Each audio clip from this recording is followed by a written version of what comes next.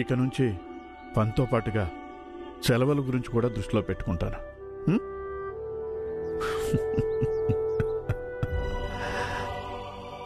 ఇప్పుడైనా నవ్వు భీమబాయ్, నవ్వు.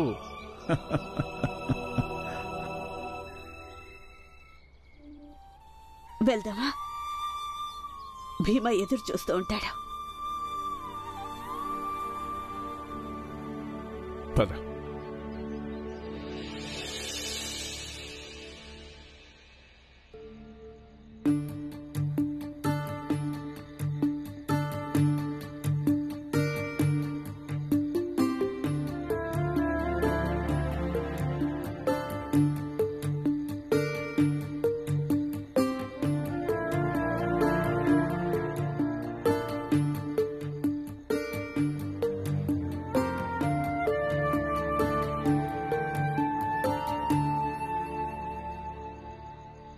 ఆనందన్నయ్య, నిద్రపోతున్నావా?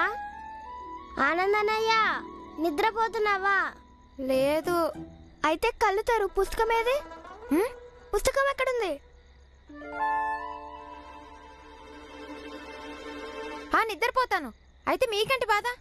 నిద్రపో, కానీ చదువుతున్నట్టు నటించడం ఎందుకు? నేను నటిస్తాను. నాకు ఇప్పుడు ఎలా చేయాలనిపిస్తే అలా చేస్తాను. మీకేంటి బాధ? దూరంగా ఉండండి నాకు. నీకు కొన్ని రోజుల్లో పరీక్షలున్నాయి. నువ్వు ఇలా నిద్రపోయావంటే ఇంక పరీక్షలు అయినట్టే. ముందు నువ్వు నోరు మూసుకో, తెలిసిందా? ఎందుకు నోరు మూసుకోవాలి? అయితే మీరు ఇదేం అమ్మా నాన్నకు చెప్పొద్దు. మేము చెప్తాము. వద్దు, నేను చదువుకోనంటే మీరందరూ ఎందుకు నన్ను బలవంతం చేస్తున్నారు? నువ్వు ఇప్పుడు చదువుకొని తీరాలి. అంటే నువ్వు నాకు అమ్మ అవుతావా? కాదు, ఇప్పుడు అమ్మ వస్తుంది కదా, అప్పుడు నేను అమ్మకి చెప్తాను. నీ కూడా బాగా నోరులేస్తుంది. నువ్వు ఇప్పుడు ఏదో అన్ని క్లాసులు పాస్ అయిపోయినట్టు నాకు చెప్తున్నావా? ఆనంద్, ఏం చేస్తున్నారు మీరు? వదులు. తులసిని వదిలిపెట్టు. నేను వదలను. మీరిద్దరు నా తర్వాత పుట్టి నన్ను ఎగతాళి చేస్తారా? మరి నువ్వైతే చదువు ఎగతాళి చేస్తావా? నేను నాన్న వచ్చిన తర్వాత అంతా చెప్పేస్తాను. నిన్ను బాలా, బాలా లేరా? బాలా, ఒకసారి లేచి చూడు, వాళ్ళు ఎలా గొడవ పడుతున్నారో. ఆపరా. అరే, ఏం చేస్తున్నారు మీరు? చెప్పనంటే వదులుతాను. ఆనంద్, అరే నేను చదువుకోమని చెప్తే నువ్వు వెళ్తే గొడవ పడుతున్నావా? వదులు దాన్ని, వదులు. అరే వదులు. బాలన్నయ్య, నువ్వు మధ్యలోకి రాకు. ఒకవేళ నాకు చదువుకోవాలనిపిస్తే నేను చదువుకుంటాను, చదువుకోవాలనిపించకపోతే చదువుకోను. అసలు నువ్వెవరు నాకు చెప్పడానికి? నేను నీ తోడబోటి అన్నను రా. నువ్వు చదువుకోకుండా నిద్రపోతున్నావు, పైగా నాకు పెద్ద నన్ను ఈజీలు చెప్తున్నావు. నువ్వు నాకెదురు చెప్తావా? అరే, ఏం చేస్తున్నారు మీరు? బాలా, నేను నీకు వాళ్ళని సముదాయించమని చెప్తే నువ్వు గొడవ పడుతున్నావా? అరే వదలరా, ఏంటిది? వదలలేను. ఆనంద్, వదులు వాళ్ళని. ఏం చేస్తున్నావు నువ్వు? ఈసారి వదులు. వదిలా, ఆనంద్, వదలమంటున్నానా? ఆగండి. నేను వదలను. మధ్యలో రావద్దు. ఆనంద్, వదులు. వదలలేను. వదలరా దాని జడవదులు.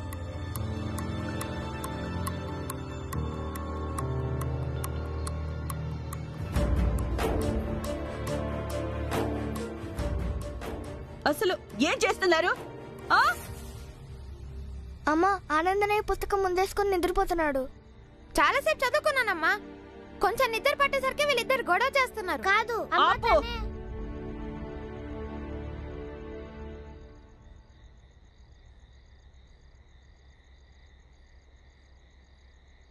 ఇలా కుక్కలు పిల్లల్లా కొట్టుకుంటున్నారేంటి?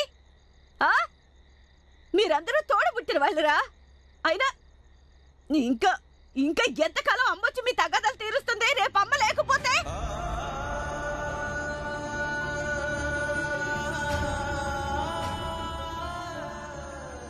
కానీ అమ్మ, అసలు నేనేం చేయలేదు. నేను అసలు పడుకున్నాను. కావాలంటే అత్తను అడుగు. అమ్మా, నాకు నిద్ర వచ్చింది అందుకే. నోరు మోయ్. మోయ్ నోరు. సరే, నేను ఇక నుంచి ఆనందన్నయ్యని ఏమి అనను. సరే, మీరు ఒకరితో ఒకరు అస్సలు మాట్లాడుకోవద్దు. భీమాబాయ్, వీళ్ళింకా చిన్నపిల్లలు. కాదు,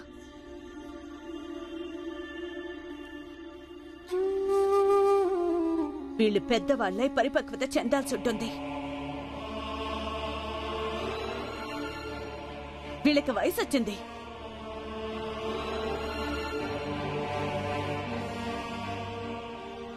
అందరూ జాగ్రత్తగా చెప్పేది వినండి. ఇప్పటి నుంచి మీరెవ్వరూ కూడా ఇంకొకరితో ఏ విషయం గురించి కూడా మాట్లాడుకోవద్దు.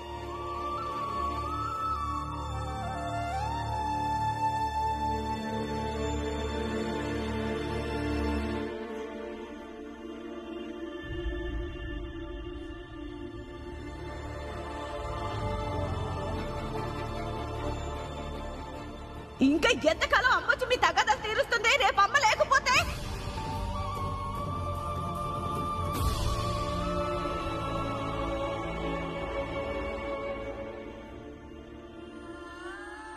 నీ ఆరోగ్యం అస్సలు బాగోలేదు. ఇక నీ ఆరోగ్యం ఎప్పటికీ బాగవదు. నీకు సమయం చాలా తక్కువగా ఉందమ్మా. నేనే అంతా చక్కదిద్దాల్సి ఉంటుంది. నేను చేస్తాను.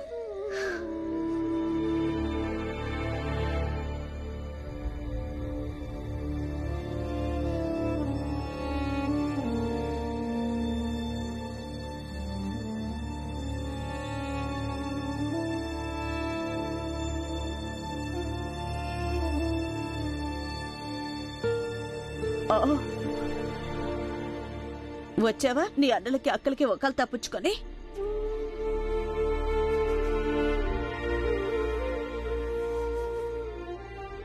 ఇదేంటి అమ్మా, ఏదైనా మంచి కథ చెప్పవా?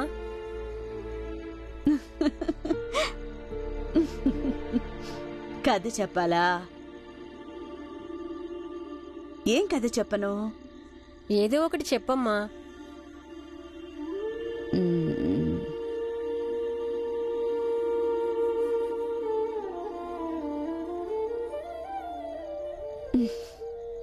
విను. ఒక చిన్న కుటుంబం ఉందంట.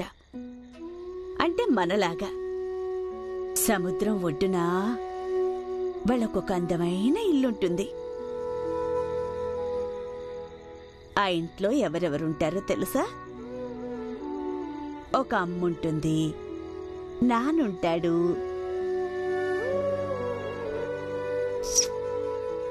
ఇంకా వాళ్ళకి ఒక ముద్దుల బాబుంటాడు. అమ్మా నాన్నలు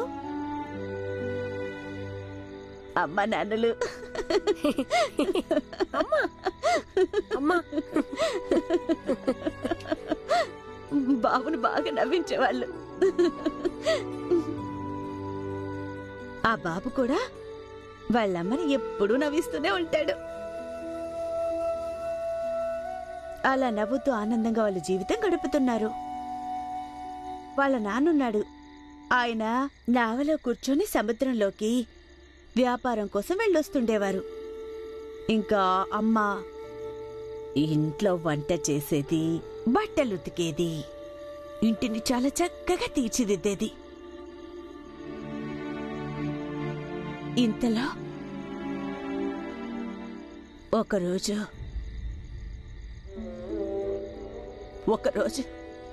హఠాత్తుగా ఆ సముద్రంలో తుఫాను వచ్చింది. చాలా భయంకరమైన తుఫాను. అప్పుడు ఎలాగో తెలీదు కానీ ఆ పిల్లవాడి తల్లి సముద్రంలో పడిపోయింది.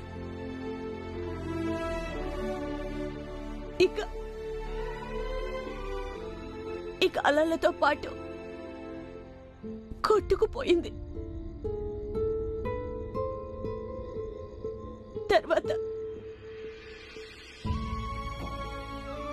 ఆ బాబు వాళ్ళ అమ్మ ఎప్పటికీ తిరిగి రాలేదు. సముద్రంలో మునిగిపోయింది.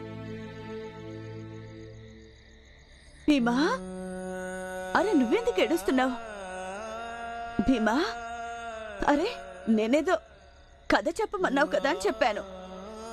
నువ్వెందుకు ఏడుస్తున్నావు? ఇది కథే. అలా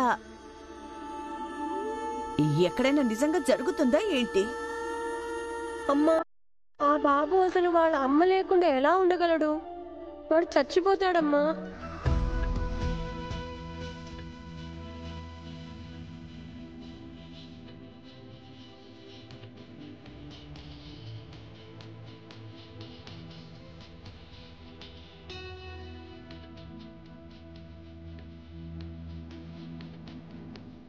ఊరిపోయాడు.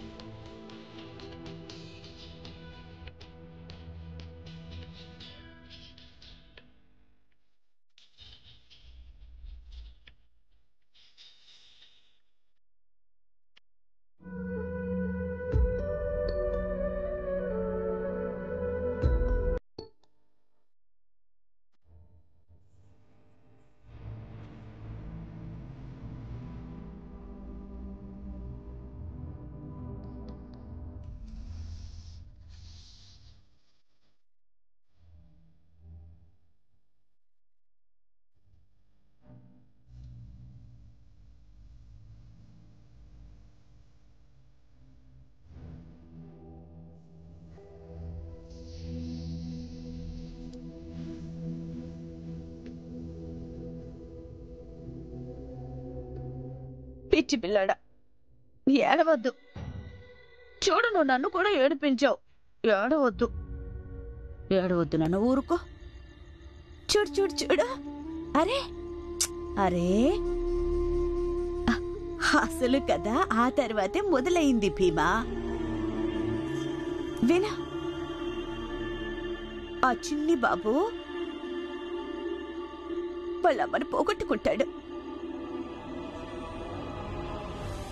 ఆ తర్వాత ఆ బాబు జీవితంలో పోలేడని సమస్యలు వచ్చి కూర్చుంటాయి. కాని ఆ బాబు ఎంతగానో ధైర్యవంతుడవుతాడు, ఎంతో తెలివిపరుడవుతాడు. ఆ పరిస్థితుల్లో పోరాడి తను చదువుకుంటాడు, బాగా చదువుకుంటాడు, సంఘర్షణ చేస్తాడు. తర్వాత చాలా చాలా చాలా గొప్పవాడవుతాడు. వాడు ఎంత గొప్పవాడవుతాడంటే తన పేరు ప్రపంచమంతటా తెలుస్తుంది.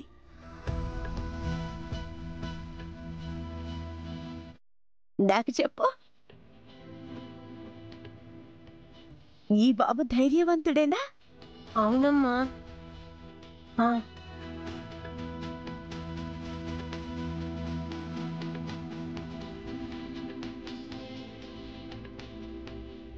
ఇప్పుడు కూడా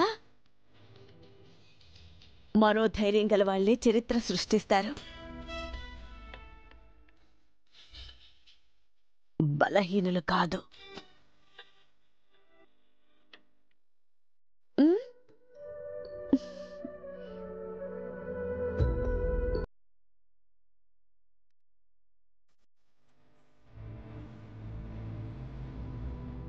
రా, పడుకో.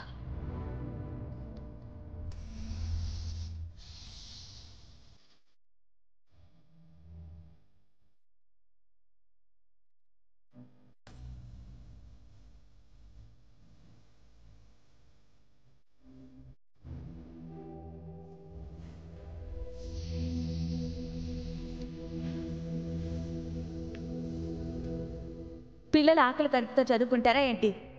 మధ్యాహ్నం అన్నం బెల్లుకు తినండి, తిని బాగా చదువుకోండి. నాకు కొంచెం నీళ్ళు ఇవ్వండి. డాక్టర్ గారు చెప్పారు మా అమ్మకు వచ్చే తలనొప్పి ప్రాణాంతకరమైన వ్యాధని. నీళ్ళు ఇవ్వండి, లేకపోతే మా అమ్మ చచ్చిపోతుంది.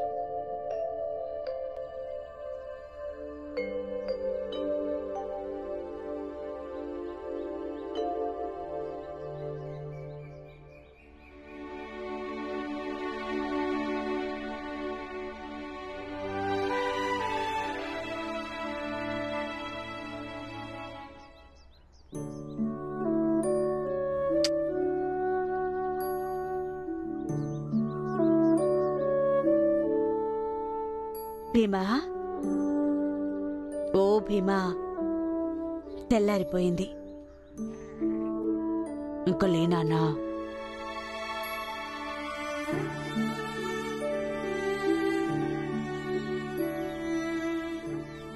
స్కూల్కి వెళ్ళవా? వెళ్తానమ్మా.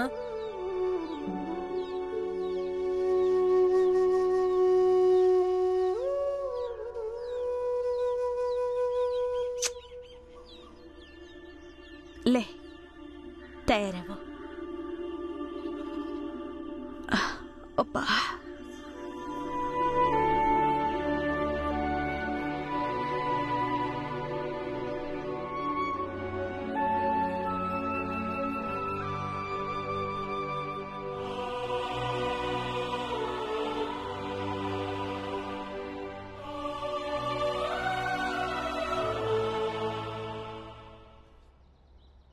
తులసి నువ్వు వంటలు తోమో, నేను వంటల్ని శుభ్రం చేస్తాను. ఏం చేస్తున్నారు మీరు? మాట అంటే లెక్కలేదా? ఒకసారి మాట్లాడొద్దని చెప్తే మాట్లాడొద్దు అంతే. బాలన్నయ్య, ఈ రోజు నువ్వు పనిలోంచి తిరిగి వచ్చేటప్పుడు నా కోసం మిఠాయి తీసుకురా. అర్థం అవట్లేదా?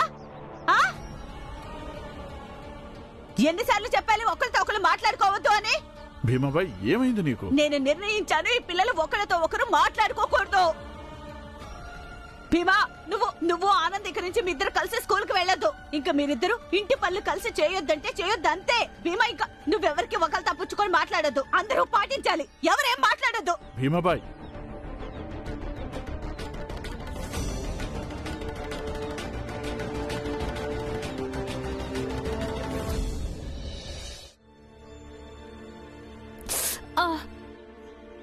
నెమ్మదిగా చేస్తాలే. చాలు.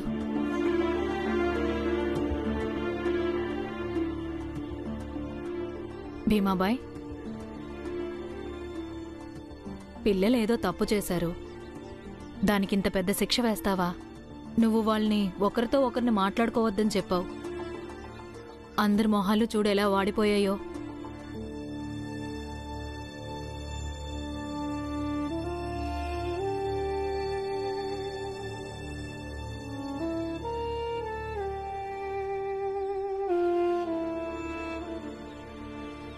తప్పు చేశారుగా,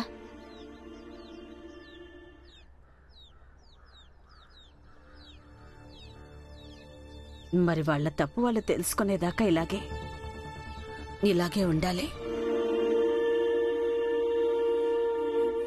వదినా, వాళ్ళింకా చిన్నపిల్లలే, కానీ నువ్వేమో వాళ్ళని పెద్ద పిల్లల్లాగా బాధ్యతగా ఉండమని ఆజ్ఞలు వేస్తున్నావు.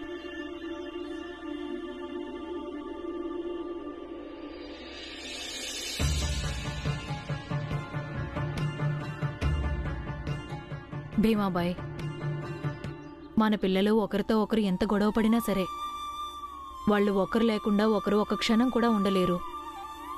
మీకు విషయం తెలుసా సోదరులారా? స్వామిగారు ఎక్కడైతే నివాసం ఉంటున్నారో ఆ ఇంటి పక్కనే ఒక గుడి ఉందిగా. అక్కడికి ఒక వ్యక్తి వచ్చి నాకు కొడుకు పుట్టాలని కోరుకున్నాడట. దేవుడు అతనికి కౌలు పిల్లలిచ్చారట. నువ్వు నిజం చెప్తున్నావా? అబద్ధం ఎందుకు చెప్తాను? అసలు ఒక్కసారి నేను పూర్తిగా బెకార్నైపోయాను. 3 నెలల దాకా ఒక్క మనిషి కూడా రాలేదు నా దుకాణానికి. కాని ఎప్పుడైతే ఆ గుడిలో నేను ప్రసాదం సమర్పించానో అప్పటి నుంచి మొదలు ఇప్పుడు దాకా నా వ్యాపారం అంతా బ్రహ్మాండంగా సాగుతుంది. అంటే ఆ గుడి చాలా మహిమగలదే. ఆ గుడి చాలా మహిమగలది. అందరికీ చెప్పండి ఆ ఆలయం గొప్పతనం ఇంకా మహిమ గురించి. అందరికీ చెప్పండి ఆ గుడిలోకి వెళ్లి పూజలవి చేయమని, నైవేద్యాలు పెట్టమని. అప్పుడు వాళ్ళ కోరికలన్నీ తీరిపోతాయి. ఖచ్చితంగా. నిజంగా ఈ ఉపాయం చాలా బాగుంది స్వామీజీ. ఈ చుట్టుపక్కల ప్రజలంతా గుడి గురించి తెగమెచ్చుకుంటున్నారు. బ్రహ్మాండంగా జనాలొస్తారు, దానాలు దక్షిణలు ఇస్తారు, కానుకలేస్తారు, నైవేద్యాలు పెడతారు. దీంతో మనందరికీ లాభమేగా స్వామీజీ. ఎవరైతే వస్తారో వారందరికీ భీమరావు కుటుంబ సభ్యుల గురించి తప్పకుండా చెప్పండి. వాళ్ళు మన మతానికి వ్యతిరేకమని.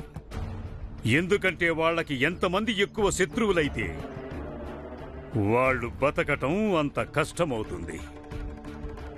చుట్టుపక్కల వాళ్ళందరినీ వాళ్ళకి విరోధుల్ని చేయండి.